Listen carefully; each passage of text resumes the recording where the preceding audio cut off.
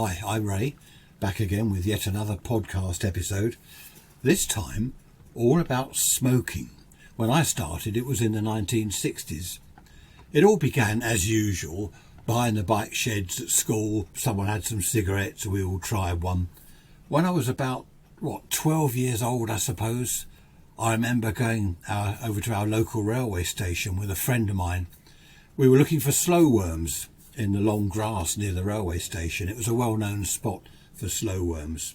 And while we were poking around with sticks in the grass, he got out some cigarettes, 5 Park Drive, and he offered me one. So I took it. He had a box of matches, and we're smoking these cigarettes. Well, I say smoking, we weren't doing it properly. We weren't inhaling. I think I would have choked to death. We're there looking really good and looking really big, so we thought people that passed by, we made sure they could see us with our cigarette, blowing smoke everywhere, looking like real men. If the truth were known, looking back, whoever saw us probably looked at us and thought nothing of the sort. Probably looked like a couple of idiots, a couple of young schoolboy idiots smoking cigarettes. But there we are. We thought it was clever, and we thought it was big.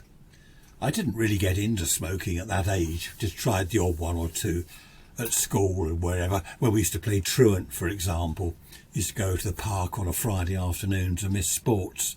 I mean, who wants to play football when you can go and sit in the park and have a cigarette? Looking back, I wish I'd played football now, but never mind. So we'd sit in the park having cigarettes.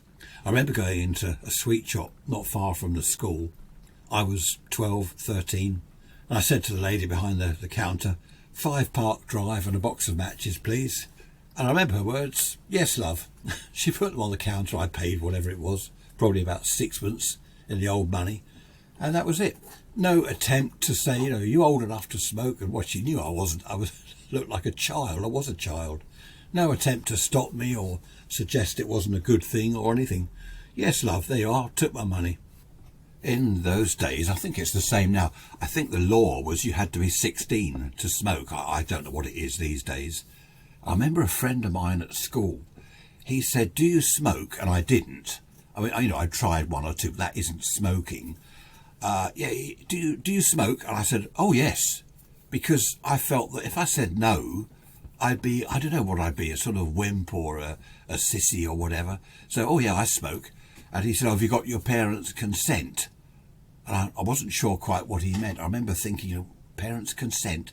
He said, oh, because I have. And I think we were 13 again at the time, 14, 13. I left school at 14, so it couldn't have been older than that. And he said, oh yeah, I've got my parents' consent, so I'm allowed to smoke. And I do remember that played on my mind. I thought, why would my parents, at sort of 13, 14 years old, say to me, oh yeah, that's fine, you've got our consent, you can smoke. Because even in those days, it was known that it caused cancer and problems and all sorts of things. They were known as coffin nails. I remember that. So, there's something in that, isn't there? Give us a coffin nail. Have you got a coffin nail? Another nail in your coffin. But this chap, oh yeah, I've got my parents' consent, as if that was big and clever as well. I remember going into one sweet shop. They were called sweet shops then. I don't think they are now. What are they now? News agents? I don't know what they're called. I don't know. I don't care what they're called now.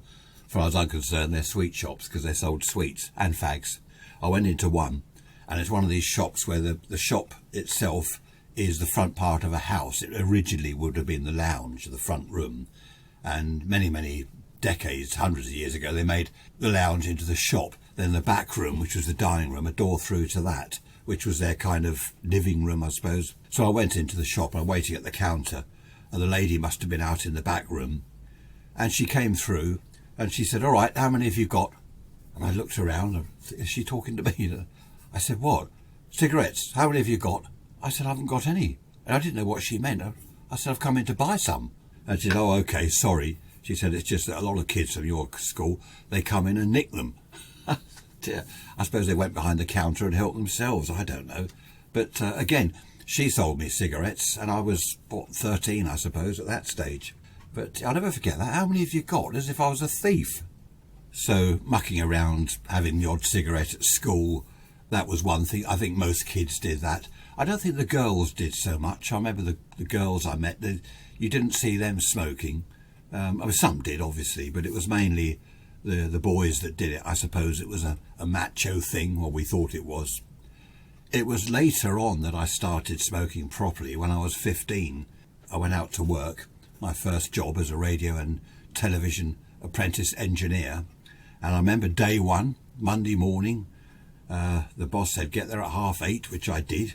And of course the lads gathered round, oh, who's this new bloke? They all, introduced themselves. I said, yeah, I'm Ray, and they're sort of having a chat. And one of them got out the cigarettes and offered me one. So I took one, and he got his lighter out and lit my cigarette for me. And the others were smoking. We were all smoking, and that was it. Later that morning, someone else offered me a cigarette, and I thought, well, I better go and buy some. So I went over to the little sweet shop. Oh, sweet shop again. And I bought 10 number 6 and a box of matches. So I was able to, as they called it, splash the ash. Someone said to me, splash the ash, and I knew what that meant because I'd heard someone else say it. See, I was joining in. I was one of the lads at 15. I was one of the men smoking because it was big and clever. And my 10 cigarettes didn't last long because I kept splashing the ash to be big. So I went and bought another 10. And from that day onwards, I was buying 10 every day. And that was it. I was a smoker. So how big and clever was that? There was one chap there, his name was John. He came up to me once, I was smoking. He smoked. I was about to light a cigarette. I took it out of the packet, and he took it. He snatched it from my mouth and screwed it up, threw it all over the floor, all over the workshop floor. And he said, you don't want to do that.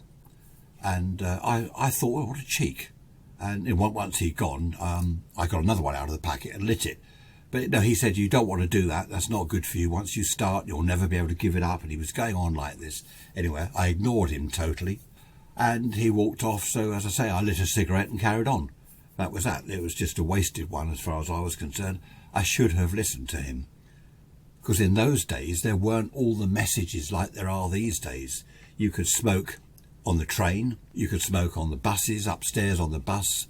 Aeroplanes. I remember in later years, going to Spain off on holiday with some lads, and we sat at the back of the plane because you could smoke, and in the little armrests on the chair there were little ashtrays so you could smoke on the aeroplane. I remember later on a friend of mine, he said to me, oh, I don't go on holiday abroad because you're not allowed to smoke. This is when they banned it on planes. And I said, well, it's only a couple of hours down to Spain. I said, you can't go 2 hours without a fag. He said, no, I can't last 2 hours. And I thought then, that's dreadful. Imagine that, you can't go on holiday because cigarettes are dictating your life. And that really stuck in my mind. In those days, apart from transport, you could smoke obviously in the pubs, in cinemas. In the cinemas, they used to have these sort of seats with curved backs. And there were little ashtrays in between each sort of curvature of the back, in between each seat in front of you. There were ashtrays. Of course, people got cigarette ash down their backs from the person behind. And there's a cinema near me that they reckon was burnt down by a lighted cigarette falling onto the floor. When the cinema emptied, everyone cleared out. That was it. The place was closed down and there was a glowing cigarette on the floor, on the carpet, because they were all carpeted, the cinemas in those days. And I did hear somewhere that they reckon that's how the fire started, burnt the place down. Such a shame. There were probably, 50 of us in the workshop, I think, not in the workshop, outside engineers, other staff, office staff. There were probably 50 of us. And I think how many of us didn't smoke? There were probably 3 or 4 that didn't smoke. And they were thought odd. I remember someone saying, oh, he doesn't smoke. Oh, that's weird. Anyone that didn't smoke, they were weird. Whereas if you look at today, anyone that does smoke is looked upon as, well, that's a bit strange. Fancy smoking, that's weird. Of course, then everyone used to smell of smoke. If you don't smoke, you can smell someone that does. It's their clothes, their hair, their breath, everything about them stinks of cigarettes. In those days, wherever you went, where an office, a workshop, someone's home, they all smelt of cigarettes, or the majority anyway, all smelt of cigarettes. So for someone that didn't smoke, it must have been awful, the smell wherever they went. But for those that did smoke, they couldn't smell it. they would walk into someone's house and they wouldn't think, well, it stinks of fags in there. So I think this is why parents probably didn't know that their young teenage kids were smoking. They would come in smelling of fags. Well, everyone smelt of fags. The house did. The clothes, the hair, everyone. Let's just say that it was 5 out of the 50 at the workshop that didn't smoke. That's 10%, isn't it? 10% didn't smoke. These days, it's something like 90%. It's been a complete reversal. People then, for not smoking, were weird. Now people that smoke are weird. Well, not weird. I don't want to be rude to people that smoke. But I know how hard it is to give up. It took me a long time to give up. I smoked for 42 years, quite heavily, to be honest. And I got away with it fairly lightly. The doctor says I've got COPD. I say I haven't. But to be honest, I know I have. I've got one of these little puffers, but I never use it. The idea is if I get out of breath, walking in the country, climbing a hill or something, I get out of breath and I use the puffer. I don't get that much out of breath to need to use it, to be honest.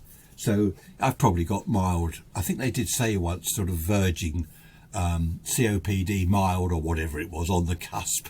I don't know. But yeah, I smoked for 42 years. It was about the last 10 years of smoking that I really wanted to give it up. I tried chewing gum, the nicotine chewing gum. I tried patches. I tried, was it Zyban or something? And I heard on the TV news that Zyban had killed people. So I stopped taking that. That didn't work anyway. Nothing seemed to work for me. I remember thinking throughout the 10 years, the only way I'm going to stop smoking is by living on a desert island somewhere where there's food and water, but no cigarettes for, say, 3 or 6 months. Just get away from cigarettes. I can't have one because there aren't any. And I remember thinking that. I even used to have dreams about being on a desert island to stop smoking, but of course that wasn't possible. Having said that, a friend of mine I knew, he'd given up for 5 months. And he was so pleased, 5 months without a cigarette. He really was pleased. He said he could taste things. He said he could smell things again, flowers in the garden. Fool that he was, he went to a party, had a few drinks too many. Someone offered him a cigarette. Well, the rest is history. He's back on smoking. I think he still does. And that's going back a few decades. It is difficult. A doctor said to me once that nicotine is as addictive as heroin. Or was it more addictive? I believe, yes, more addictive than heroin. So that really does say something, doesn't it? Nicotine is more addictive than heroin. Good grief. In the end, I was coughing. I was getting short of breath. I was coughing all night. Just a little tickly cough. It was just all the time. Which just, it kept me awake. It kept my wife awake. And in the end, I said to the doctor, look, I've got to stop this smoking, before it stops me. It's going to kill me. And the doctor said, how about Champix? Now, Champix, what's that? Champix, I believe. Champix is designed, apparently, to help people give up smoking. What it does, it blocks nicotine, is it receptors in the brain or something, and it tricks them into thinking that you've got nicotine. I don't know. He did explain all the ins and outs of it.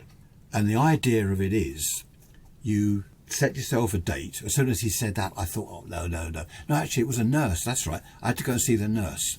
She said, right, set yourself a date. The no smoking nurse. So I said, yeah, okay. Then she said, on that date, you carry on smoking. So I thought, well, this is weird. What sort of giving up smoking is that? You set yourself a date and you carry on smoking.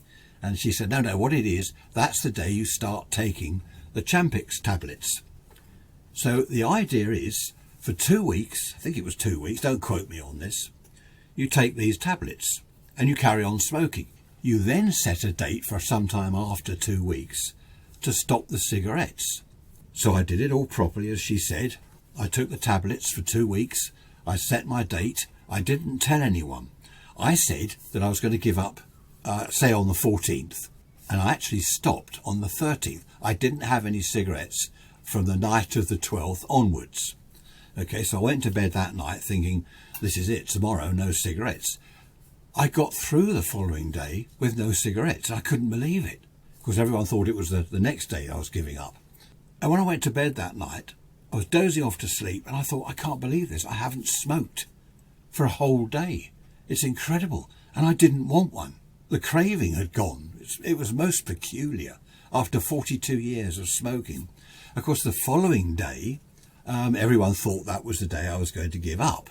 And that morning, my wife said to me, right, this is the big day. And I said, I'm not going to be able to do it. And she said, oh, no, what do you mean? I said, no, I can't. This won't be the day I'm going to give up. I can't give up today. And she said, oh, no, dear, come on, after all this. And I said, no. I told her. I said, I stopped smoking yesterday. I didn't have any yesterday. Of course, she was delighted. Everyone, oh, well done. And of course, I had a lot of family support. That is half the secret, I think, a lot of family support. No good if your partner or someone else in the house is smoking. That's just, you won't do it that way. I see people these days standing outside a pub, in the pouring rain or in a specially designed shelter, gazebo out the back of the pub somewhere. It's cold, it's winter, there's wind, there's rain, and they're standing out there having a cigarette. And I look at them, I think, well, if only they could give up. And I'm just so glad I did after 42 years. So if you smoke, go along to the doctor and ask about Champix. Everyone says, oh, it takes a lot of willpower as well. I suppose I wanted to give, well, I don't suppose, I did want to stop. I'd wanted to stop for the last 10 years of smoking. I really wanted to stop. I just couldn't see a way that I'd do it. If you've ever smoked or you do smoke, all the paraphernalia that goes with it, the cigarettes, the lighter, have you got enough gas in your lighter, will that last? I remember that before I went out for a day. If we're going to the country, have I got enough cigarettes? Check that. If not, get another packet now, because you can't buy cigarettes in the countryside. Have I got enough gas in the lighter? Take some gas, fill it with gas, or take a spare lighter just in case that one runs out. No good having cigarettes if you can't light them. And I remember all the time, cigarettes ruling my life. Wherever I went, check my pockets. Have I got cigarettes? Have I got enough of this? And when I went over to roll-ups, rolling your own cigarettes, have I got enough tobacco? Have I got enough papers? I take a spare packet of papers just in case I ran out. As I say, the cigarette business, the smoking, the palaver that all goes with it, the paraphernalia, it dictates, it rules your life. Wherever you go, you're thinking, cigarettes, you can't smoke there. What am I going to do? I'll have to stand outside for a cigarette. Because most houses that you go to these days, people don't smoke. So you've got to go and stand in the garden. And I'm just so pleased that I don't have to do that anymore. It's 12 years since I last had a cigarette. 12 years. And people sometimes say to me, do you think you'll ever go back? No, I won't. 110%. I won't go back. I'm heading for 70, for goodness sake. If I start smoking now, I don't think I'll see 70, let alone 80 or 90. So no, I won't go back. People say, do you ever feel like you want a cigarette? No, I don't, ever. But there is one little thing I'll tell you. You might find this surprising. Sometimes the smell of fresh smoke, if I pass someone in the street and I get a little waft of fresh smoke, I just breathe in and think, oh, that's rather nice. So that is always there. It's always with you. And I think that I could very, very easily become addicted to cigarettes again. No trouble at all. I think if I tried a cigarette, that's it. I'd go around the sweet shop and I'd buy a packet of cigarettes, and that would be it. I'd be a heavy smoker again. The first few cigarettes would probably make me dizzy and they'd make me cough, but I'd be back on it, within an hour or two. I'd be addicted. So that's just something to be aware of if you do stop. I did stop. Many, many years ago, I stopped for 3 months. And I, like my friend, I could smell the honeysuckle. We had honeysuckle in the garden. There was an archway. And I walked through the archway and I could smell honeysuckle. And I remember having a beer and it tasted totally different. I thought, what's this? There's something happened to the beer. It wasn't that. My taste buds had come alive. I went to the pub, had a few beers. Someone offered me a cigarette. That's it. Again, history.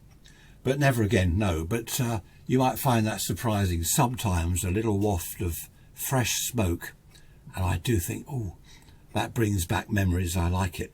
What I don't like the smell of are these vaping things.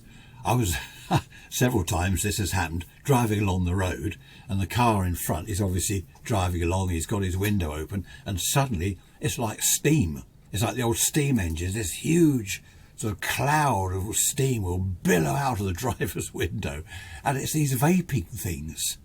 A little while ago I followed someone on the street. I was just coming back from the sweet shop. No, just coming back from the shops. And this chap in front took a puff on this vaping thing, and I was in the clouds. I couldn't see where I was going. It was all coming back from him. It was like he's on fire and covering me in this, what was it? Some sweet smelling, disgusting flavour. I don't know what it was. It was awful. I just couldn't see where I was going for a few seconds. But I don't like all these vaping things. I don't know whether they help people to give up. There's only one way to give up, and that is just to stop like I did, with the help of the Champix, of course, in my case. You can't cut down. That doesn't work. I've tried that. I used to think, right, what I'm going to do is have half the cigarettes a day that I would normally do. And I'd spread them out, and it would work for a while, but then by the next day I'll back on the normal amount of cigarettes. It doesn't work. You can't cut down. You cut it out, or you carry on. There we are. If you smoke, go down to the doctor, see what he says, mention Champix. It might be worth quite a few years. It might allow you to live quite a few years longer, and certainly healthier. Okay, that's the end of this episode for this week. I hope I haven't depressed you. Hope you're not sitting there now lighting a cigarette and thinking, I can never give up. Don't be depressed. Let me be proof of the fact that you can give up after 42 years of heavy smoking. You can stop, as I did, just like that. Thanks for listening. See you next time. Bye-bye for now.